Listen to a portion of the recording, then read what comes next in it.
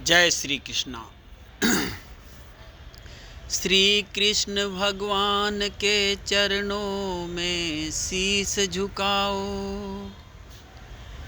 अश्रद्धा भाव से पूजो हरि, मन वांछित फल पाओ।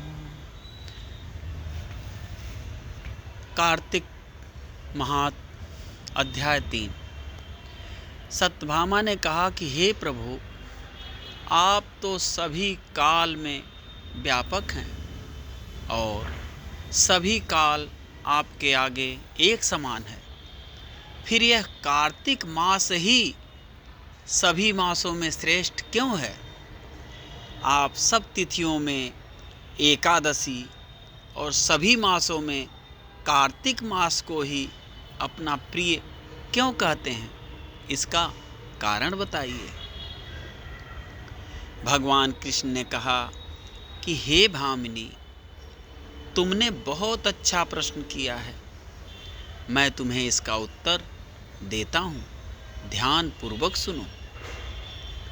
इसी प्रकार एक बार महाराज वेन के पुत्र राजा पृथु ने प्रश्न के उत्तर में देवर्षि नारद से प्रश्न किया था और जिसका उत्तर देते हुए नारद जी ने उसे कार्तिक मास की महिमा बताते हुए कहा कि हे राजन, एक समय शंख नाम का एक राक्षस बहुत बलवान एवं अत्याचारी हो गया था। उसके अत्याचारों से तीनों लोकों में त्राहि त्राहि मच गई। उस शंखासुर ने स्वर्ग में निवास करने वाले देवताओं पर विजय प्राप्त कर इंद्रादि देवताओं एवं लोकपालों के अधिकारों को छीन लिया। उससे भयभीत होकर समस्त देवता अपने परिवार के सदस्यों के साथ सुमेर पर्वत की गुफाओं में बहुत दिनों तक छिपे रहे। तत्पश्चात वे निश्चिंत होकर सुमेर पर्वत की गुफाओं में ही रहने लगे। उधर जब शंखासुर को इस बात का पता चला कि देवता आनंद पूर्वक सुमेर पर्वत की गुफाओं में निवास कर रहे हैं, तो उसने सोचा कि ऐसी कोई दिव्य शक्ति अवश्य है जिसके प्रभाव से अधिकारहीन यह देवता अभी भी बलवान है।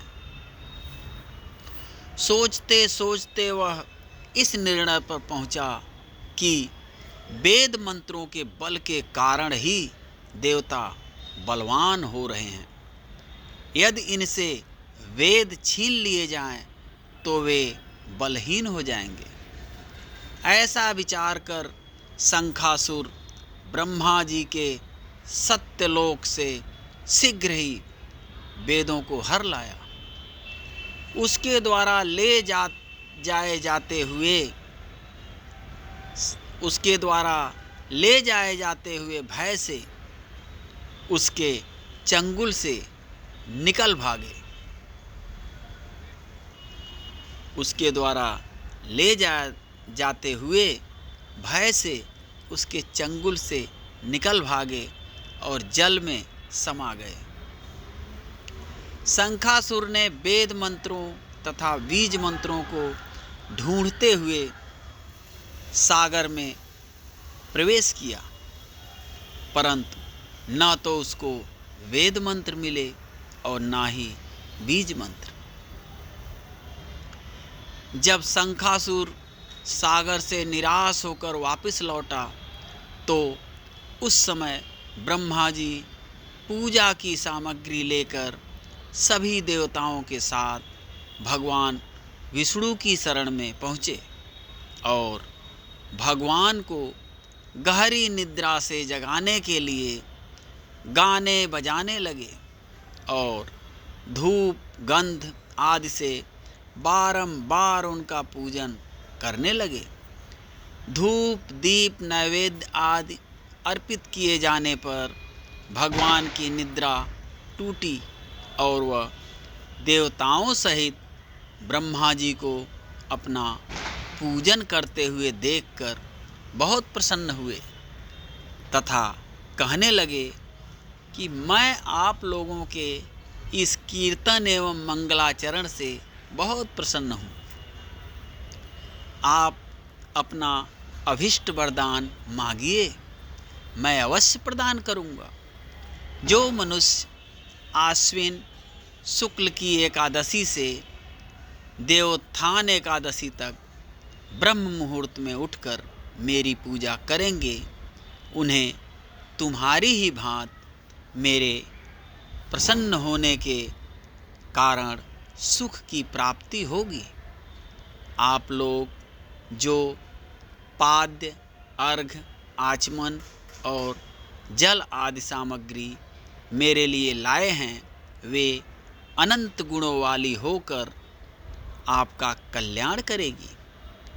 शंखासुर द्वारा हरे गए संपूर्ण वेद जल में स्थित हैं। मैं सागर पुत्र शंखासुर का वध करके उन वेदों को अभी लाए देता हूँ। आज से मंत्र, बीज और वेदों सहित मैं प्रतिवर्ष कार्तिक मास में जल में विश्राम किया करूँगा। अब मैं मत्स्य का रूप धारण करके जल में जाता हूँ। तुम सब देवता भी मुनीश्वरों सहित मेरे साथ जल में आओ। इस कार्तिक मास में जो श्रेष्ठ मनुष्य प्रातःकाल स्नान करते हैं, वे सब यज्ञ के अवभृत स्नान द्वारा भली भांति नहा लेते हैं। हे देवेंद्र, कार्तिक मास में व्रत करने वालों को सब प्रकार से धन, पुत्र, पुत्री आदि देते रहना और उनकी सभी आपत्तियों से रक्षा करना। हे धनपति कुबेर, मेरी जय श्री राम।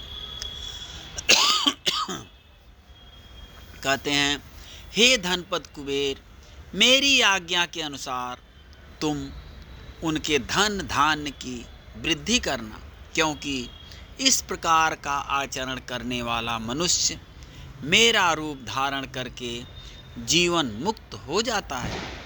जो मनुष्य जन्म से लेकर मृत्यु पर्यंत विधिपूर्वक इस उत्तम व्रत को करता है, वह आप लोगों का भी पूजनीय है।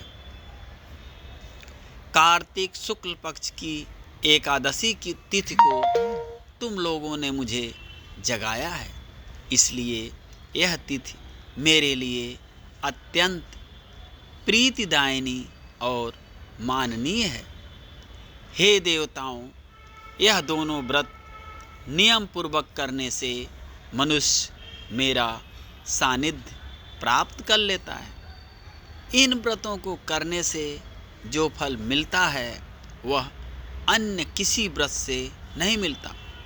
अतः प्रत्येक मनुष्य को सुखी और निरोग रहने के लिए कार्तिक महात्म और एकादशी की कथा सुनते हुए उपर्युक्त नियमों का पालन करना चाहिए।